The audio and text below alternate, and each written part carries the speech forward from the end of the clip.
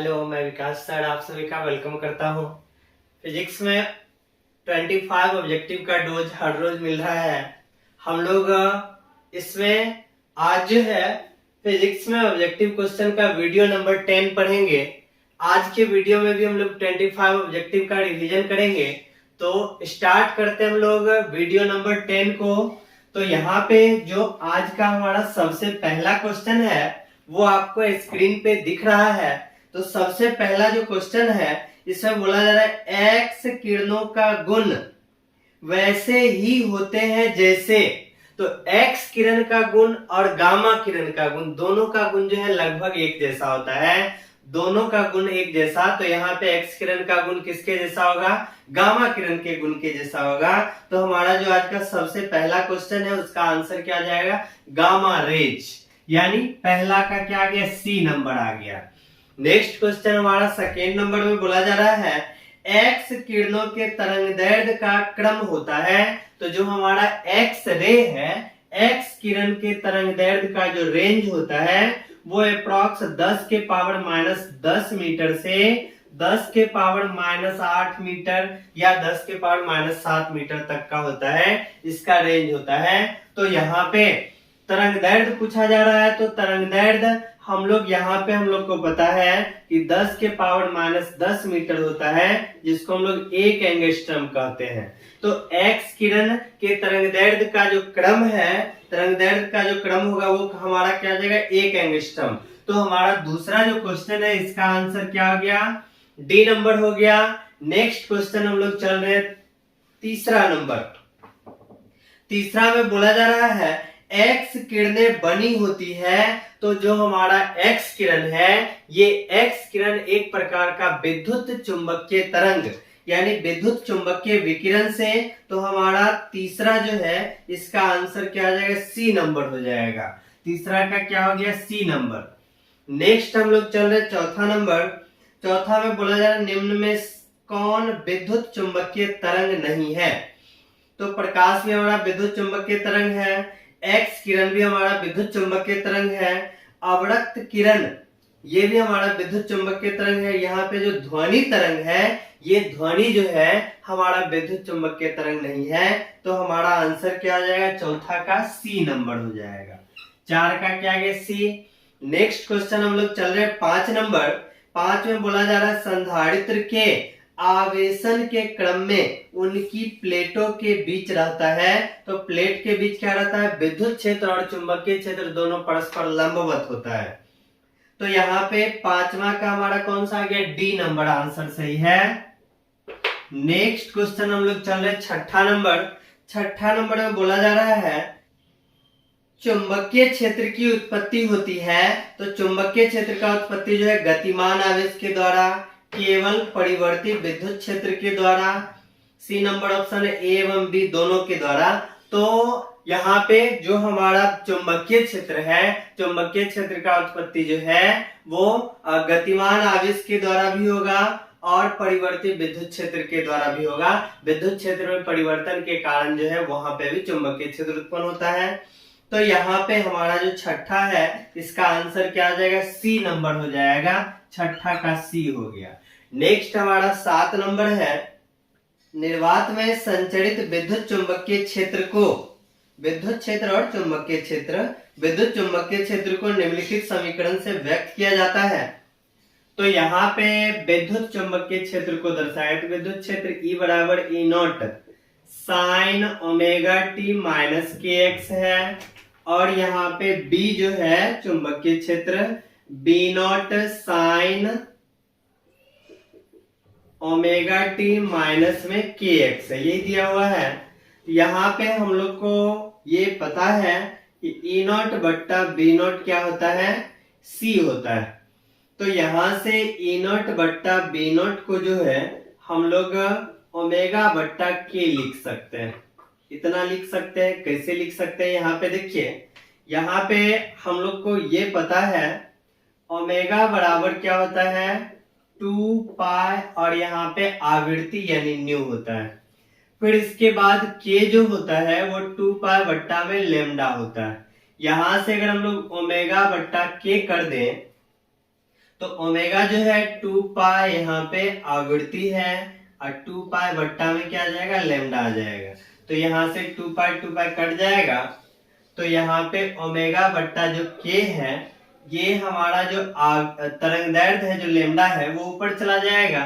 यहाँ पे आवृत्ति गुना तरंगदैर्घ्य, और हम लोग को पता है कि आवृत्ति और तरंगदैर्घ्य, यहाँ पे ये हमारा क्या है, ये हमारा हो गया आवृत्ति और यहाँ पे ये हमारा क्या है, तरंगदैर्घ्य। ये हमारा तरंगदैर्घ्य हो गया। और हम लोग को इतना पता है कि आवृत्ति गुना तरंगदैर्घ्य जो होता है वो हमारा वेग होता है। तो ओमेगा बट्टा के बराबर सी आ गया। तो यहाँ पे जो सी था इसके जगह ओमेगा बट्टा के रख दिए हैं। अब कोना कोनी गुना कर देंगे तो ई नोट के हो जाएगा बराबर बी नोट ओमेगा हो जाएगा। तो यहाँ पे हम लोग देखते हैं कौन सा ऑप्शन है इसका, ई नोट के बराबर बी नोट ओमेगा। खोजते हैं कौन सा ऑप्शन, ई नोट के बराबर बी नोट ओमेगा, यानी हमारा आंसर जो है सी नंबर। तो 7वां का क्या हो गया, हमारा सी हो गया। अब हम लोग चलते हैं नेक्स्ट क्वेश्चन 8 नंबर पे।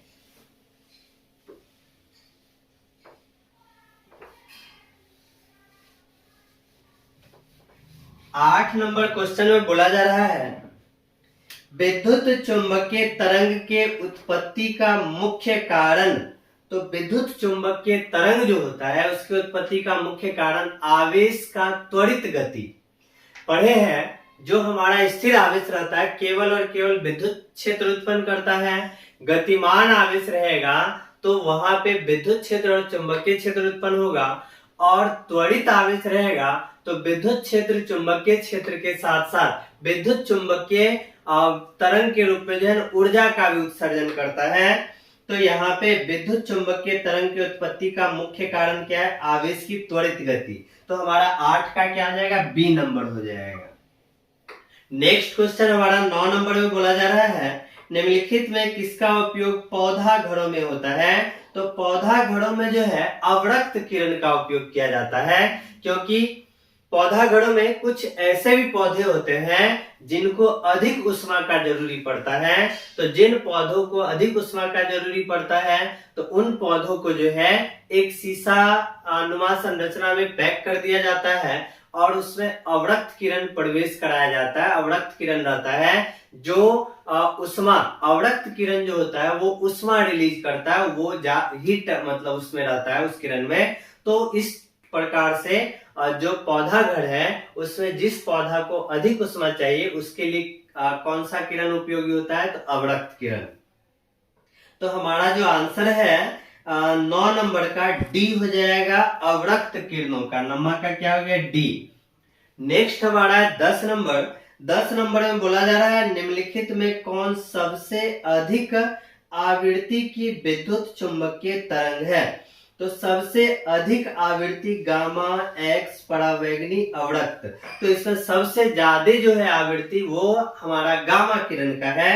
तो 10 नंबर का क्या हो जाएगा, ए हो जाएगा। 10वां का क्या हो जाएगा, ए। अब हम लोग चल रहे हैं नेक्स्ट 11 नंबर। प्रयोगशाला में विद्युत चुंबकीय तरंगों को उत्पन्न करके उनके अस्तित्व का सर्वप्रथम प्रदर्शन किसने किया था, तो हर्ट्ज ने किया था सबसे पहले जो है। तो यहाँ पे हमारा जो आंसर होगा 11 का क्या आ जाएगा, बी हो जाएगा।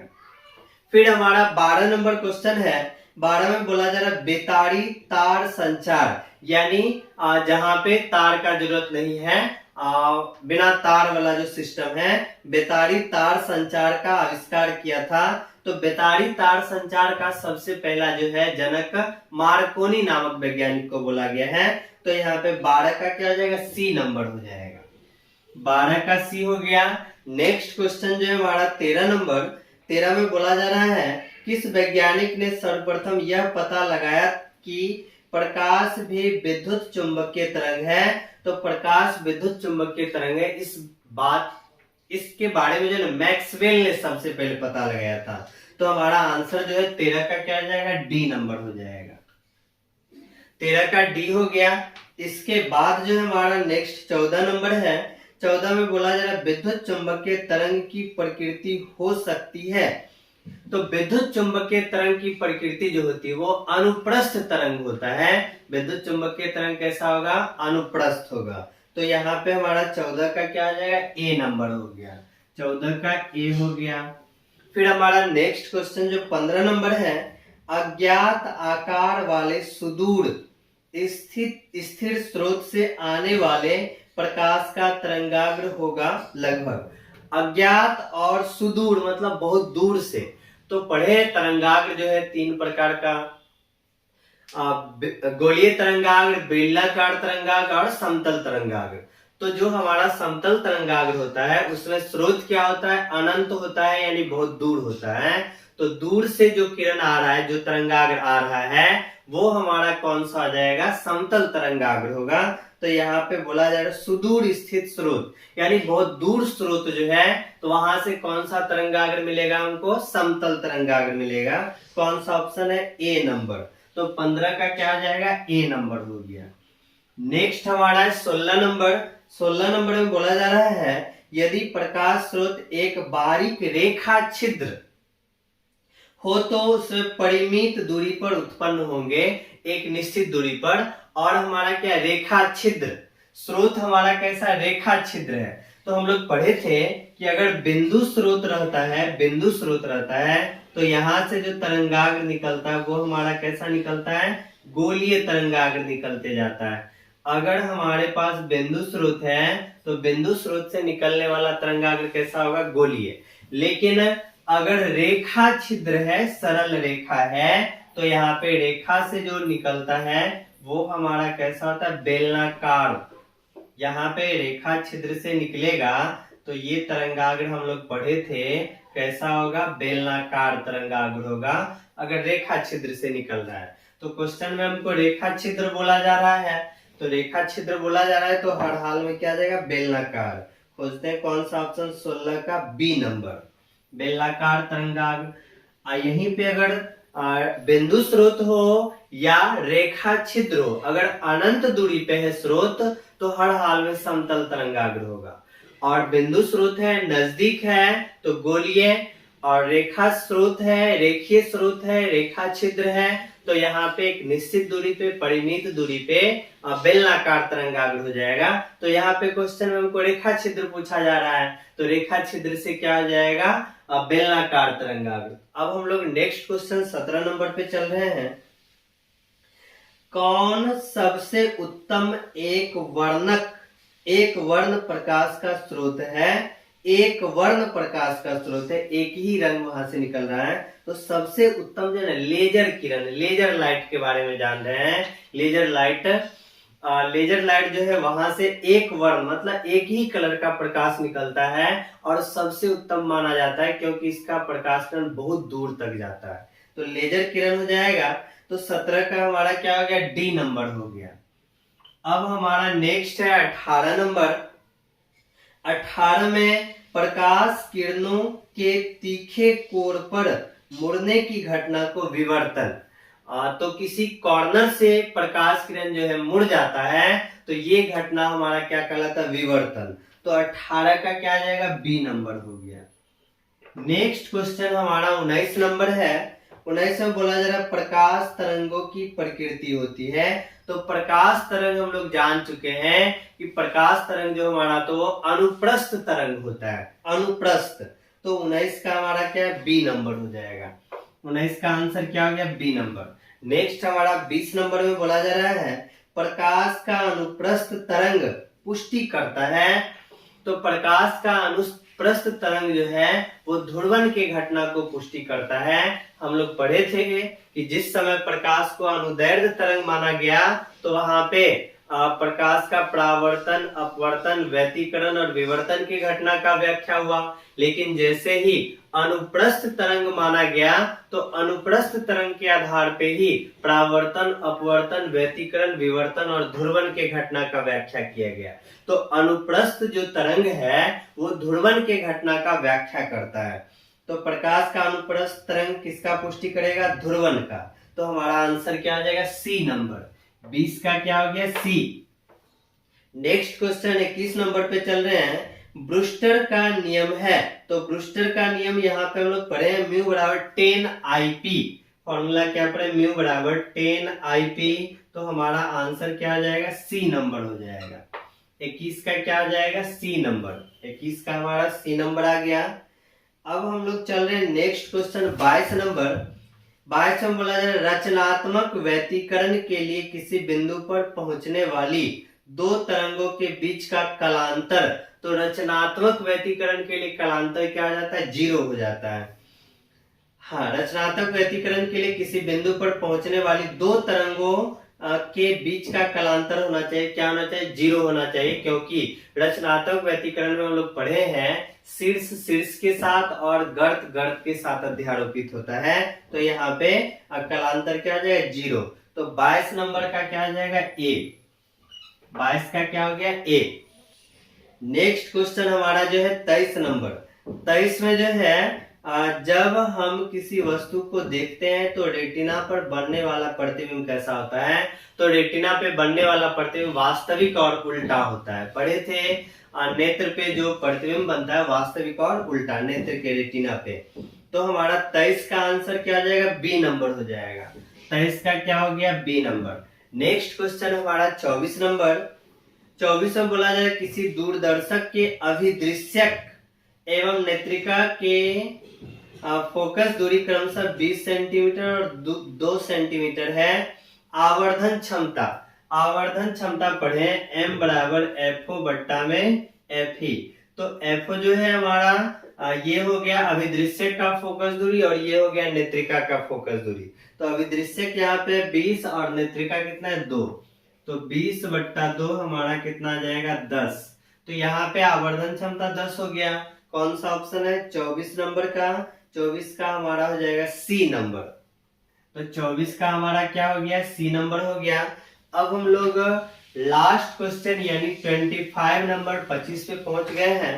25 में क्या बोला जा रहा है, छोटे आपतन कोण के लिए म्यू अपवर्तनांक वाले प्रिज्म में न्यूनतम विचलन कोण। तो विचलन कोण भी हम लोग पढ़ चुके हैं। न्यूनतम विचलन यानी डेल्टा बराबर म्यू माइनस 1 इंटू में ए, और ये हमारा डेल्टा मिनिमम। न्यूनतम विचलन के लिए फॉर्मूला पढ़े हैं म्यू माइनस 1 इंटू ए। तो कौन सा ऑप्शन है यहाँ पे, ऑप्शन नंबर बी। तो 25 का हमारा क्या हो गया, बी नंबर हो गया। तो आज का 25 क्वेश्चन हम लोग पूरा कर लिए हैं। फिर मिलते हैं नेक्स्ट वीडियो में नेक्स्ट 25 क्वेश्चन के साथ। धन्यवाद।